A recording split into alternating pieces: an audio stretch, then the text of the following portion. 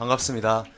이번 문제에 대해서 관심 가져주시는 여러 당원님들 그리고 이번 TF 위원님들과 또 지난 8월부터 당원주권정당 특위에서 활동해주신 여러 위원님들께 감사하다는 말씀드립니다. 개인적으로는 이번 논의가 2023년도에 김은경 혁신위원회에서 논의했던 혁신안의 맥락과 좀 연장선상에 있다고 판단하고 있습니다.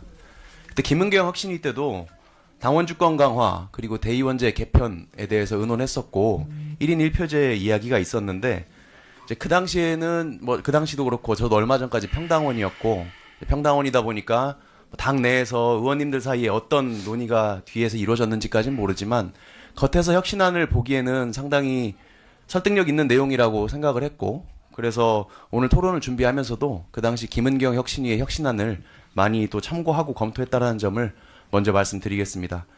이번에 1인 1표제 관련해서 쟁점이 된 사항을 저는 두 가지 정도로 정리를 했는데요.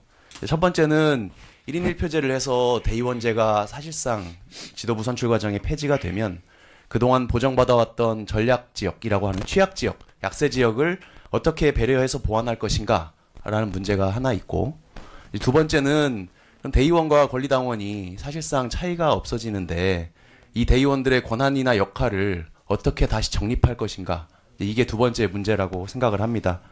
첫 번째 취약지역 보완 문제 먼저 말씀을 드리겠습니다. 우리가 흔히 이야기하는 우려가 있는데 지금 민주당 권리당원 구성이 수도권이랑 호남을 합치면 75% 정도 된다고 알고 있습니다. 그러니까 이게 대의원제가 폐지가 되고 나면 지도부를 구성하는 과정에 있어서 약세 지역의 영향력이 더 줄어들어서 쉽게 말하면 민주당이 도로 수도권 호남당으로 돌아가는 거 아니냐 이제 이런 주장이 있거든요.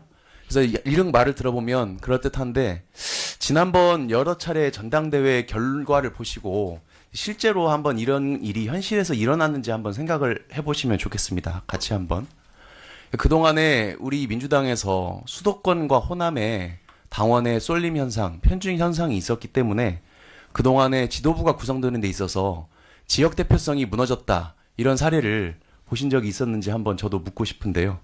그러니까 무슨 말이냐면 대의원제를 통해서 약세 지역 표심이 지도부 선출한 이렇게 반영이 되다 보니까 결과가 유의미하게 달라진 적이 있었냐는 것이죠.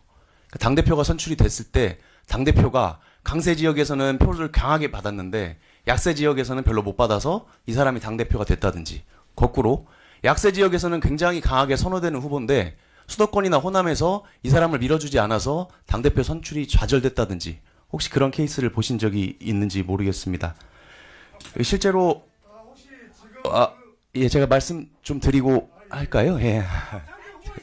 예.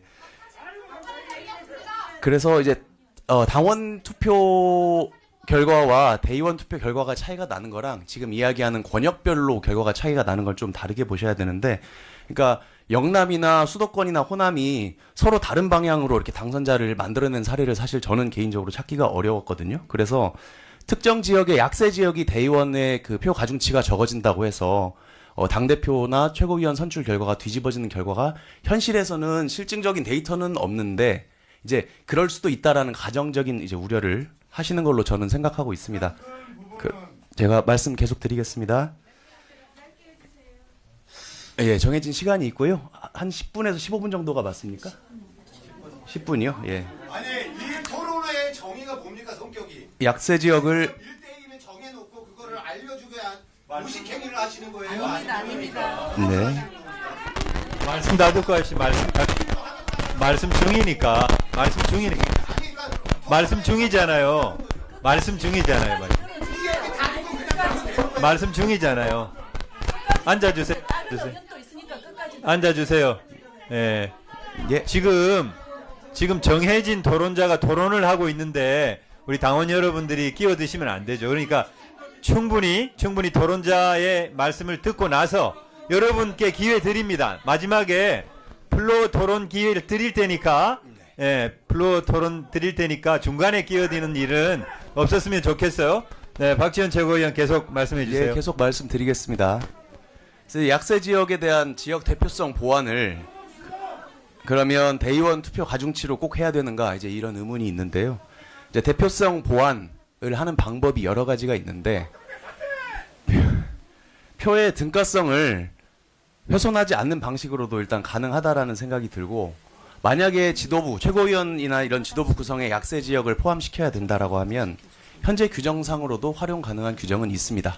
우리 당헌의 26조 5항을 보면 지명직 최고위원의 경우에 선출직 최고위원 중에 수도권 당선자가 없으면 비수도권 인사를 우선 배려할 수 있다라는 규정이 있고, 만약에 이런 지역 안전장치가 불충분하다면 이제 비수도권을 범위를 조정해서 약세 지역으로 개정하든지, 아니면 최고위원 선출 인원을 더 늘려서 약세 지역을 더 보완하는 방법이 있다라고 생각하는데, 이제 다시 한번 다른 걸 지적을 하고 싶은 점은 이 대표성, 약세 지역의 대표성 보완은 지도부 구성에만 필요한 것은 아닙니다. 당직 구성이나 위원회 구성이나 이런 당내 여러 가지 의사결정 기구 단위마다 다 필요한 것입니다. 그래서 이것은 제가 마지막에 대의원제 역할 재정립 부분 다시 말씀드리고요. 또 일부에서 이런 이야기도 하셨습니다. 과거에는 약세 지역에서 대의원 몇십 명 조직하는 것도 사실 당원 조직의 원동력이었기 때문에 취약 지역은 대의원제가 있어야 또 조직이 돌아간다, 이런 주장도 있었습니다. 그러니까 당내 활동이나 대외 활동을 당원에게 독려를 하려면 대의원이라는 일종의 직함도 필요했다는 것인데요. 근데 이제 과거에는 그랬다고 하는데 지금은 우리가 약세 지역이라고 흔하게 칭하는 곳도 지역위원회마다 권리당원이 1000명 이상이 존재를 하거든요. 그러니까 대의원이란 직함이 무슨 당근처럼 이렇게 인센티브로 존재했던 시기는 지나갔다라고 생각을 하고, 오히려 이제 그런 방식으로 지역위원장이 대의원을 모집을 하게 되면 대의원단이 사조직처럼 관리가 되고, 오히려 실제 당원의 마음을 대표하지 못하는, 그래서 당원 주권주의와 충돌하는 그런 구조가 만들어집니다. 그래서 대의원직을 미끼로 당원을 모은다라는 발상 자체는 좀 민주당의 현재나 미래랑은 맞지 않는 발상인 것 같고요. 그래서 취약지역 당세 확장을 위한 배려의 필요성, 그리고 전국 정당화 필요성에는 모두 동의를 드리고요. 방법이 문제인데, 이제 비례나 전략공천 같은 절차에서 전략지역에 우선순위를 준다든지, 아니면 당직을 선출하는 데 있어서 전략지역 쿼터를 더 강화한다든지, 또 취약지역일수록 중앙당의 조직이나 예산이나 인력을 더 많이 지원하는 시스템적인 방식으로 배려를 하는 것이 맞습니다. 그래서 당원들에게는 사실 지금 많이 알려지지는 않은 것 같은데, 이번 당규 개정 내용에도 각급 위원회를 구성을 할 때 전략지역의 당원을 10% 이상 포함하자라는 내용도 있고, 중앙위원회에 전략지역 몫의 당원을 추가하자, 이런 내용들이 명문화되어 있는데, 토론을 통해서 추가적인 보완책이 필요하다고 하면 표의 등가성 원칙을 훼손하는 방식이 아니고 이렇게 의사결정 기구나 당직에 참여하는 문턱을 낮춰서, 또는 인사나 재정 문제를 통해서 지원하는 것이 더 실질적인 취약지역 배려라고 생각합니다. 마지막으로 대의원의 역할과 권한 문제 말씀드리겠습니다. 이제 우리가 선출직 공직자나 당직자들을 우리 정당의 간부, 엘리트 이렇게 부르죠. 근데 이들이 대의기관을 장악을 하고 있다고 보고, 그리고 최근에 한 10년 사이에 갑자기 당원분들이 많이 늘어나면서 직접민주주의를 하자, 이런 요구가 강해지고 있죠. 그래서 당원주권 정당이라는 것은 과거의 간부 중심 정당이 아니고 당원들이 더 요구를 더 많이 반영할 수 있는 체제로 가자, 이렇게 이해를 하고 있거든요. 그런데 이제 당원 역할이 확대가 되면서 1인 1표제가 추진이 되다 보니까 당원이랑 간부 사이에 이제 대의원이 중간에 껴있는, 샌드위치처럼 껴있는 형국이 됩니다. 그래서 오랫동안 당에 참여하고 헌신하고 당에 대해서 잘 알고 있는 그런 당원인 대의원들한테 권한이나 역할을 어떻게 부여할지가 문제가 되는데, 사실 이거는 대의원 선출 방식에서의 민주적 정당성이랑도 관련이 있습니다. 그러니까 아까 말씀하신 것처럼 정당법상 대의원이라는 대의기관은 반드시 필요한데, 우리가 이상적으로 생각할 때 당원 민주주의가 정상적으로 작동이 되면 당원들이 지역위원회마다 당원 총회를 거쳐가지고 그 자리에서 대의원을 선출을 해야겠죠. 직선이 된 대의원이 당원 의견을 수렴을 해서 선출직인 간부한테도 전달을 하고, 또는 본인이 직접 간부로 진출하기도 하고, 그렇게 해서 당심이 위에 지도부까지 쭉 소통이 되는 것이 가장 바람직한 당원 민주주의 구조라고 하는데, 지금 현실을 보시면 아시다시피 몇 명의 당원들 추천을 받으면 지역위원장으로부터 대의원 임명을 받을 수 있지 않습니까?